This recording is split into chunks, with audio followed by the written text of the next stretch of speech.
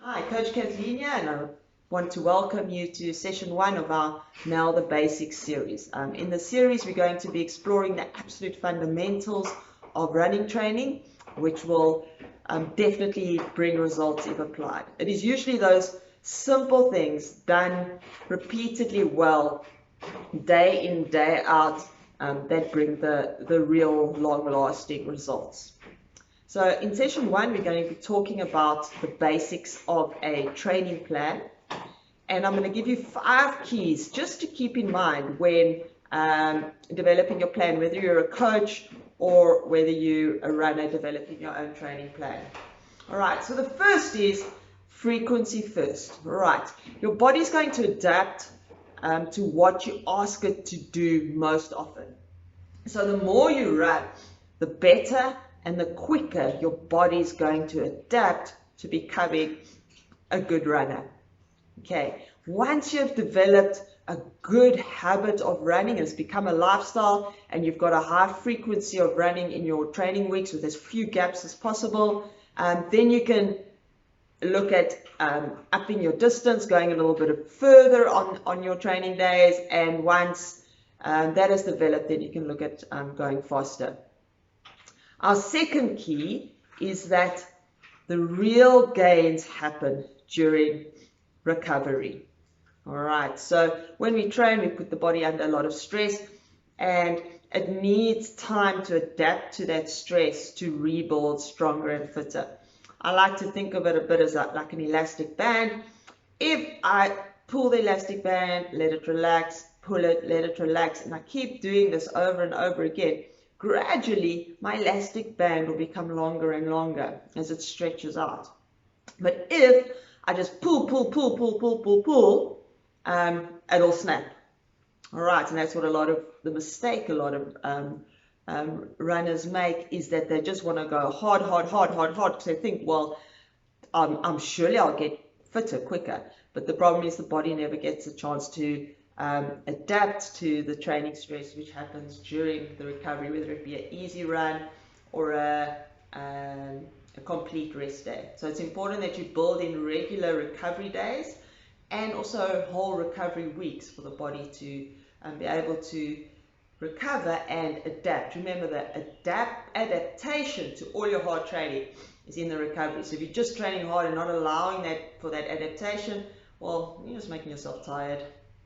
All right, the next is, and this is very important for coaches especially, is to take into account total stress. All right, so everything that's happening in your day, whether school, university, work, family obligations, business travel, stress about a crisis in a family, your nutrition, how well you sleep at night. All these are stresses on the body which add to the total stress your body's under. So you cannot separate your stress of running, your running training, and what that puts on your system, and the stress of the rest of your life. It is cumulative. So it all adds up, and sometimes when you're going through a period of high stress in other areas of your life, you're better off reducing your training slightly so that your total stress does not go through the roof and you end up ill, burnt out, miserable. All right, important. The fourth key is minimize interruptions, and that sort of ties in with the first keys which I gave. All right, so you want to maintain that high frequency so that your body can adapt well to becoming a runner. All right, so to do that, you don't want interruptions like days off because of being sick or being injured. All right, so it's better if you feel like a cold coming on or a little niggle to rather take one day off just to give your body a chance to recover, or quickly get to a physio and take 2 or 3 days off according to their advice, than to keep pushing through, and then you're so sick that you're off for 2 weeks, or you're so injured that you're off for a month, and then you lose all the gains that you have made. All right, and then my final key is the right variety at the right time is good. All right, so the majority of our gains come from the boring. The day in and day out, just getting out there, running. And also some of those training sessions where you're just doing the same you'll repeat over and over again, or the same 400-meter track repeats over and over again. It's kind of the mundane, repetitive, which then creates adaptation.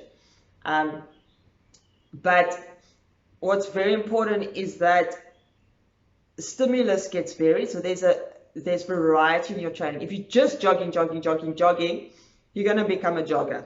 All right, and some people, they want to become faster, but then they just keep on jogging.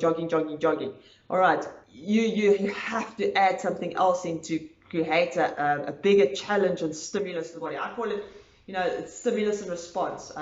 We need to give the body a challenging stimulus so that it responds to be able to handle it, and then that's basically getting fitter. All right, but you also need to know when the body isn't really adapting anymore, and you maybe need to add a different stimulus. Maybe you need to start making your runs longer, or maybe you need to start adding in a heel session, or maybe you need to start adding in a fartlek session. So you just doing the same thing. The boring is your foundation, just run. But sometimes to go level up, you need to create a new challenge, you need to bring in some variety, but it needs to be done for the right duration of time and at the right time when your body's ready. And that's really where a coach plays a massive role in knowing what variety to bring in when to get a nice response out of the body and to take you level up in your running. All right.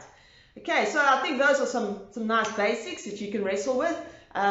In the description, I provided the link to the blog where I just summarize all of these, and there's also a PDF that you can download with a summary of the different points. And if you would like help with your training, check out our Train Smart training coaching package on our website, activeforlife.co.za. You can get in touch with me, Coach Kathleen, from the website as well, and let's see how we can help you to train smarter. Have an awesome day, everybody.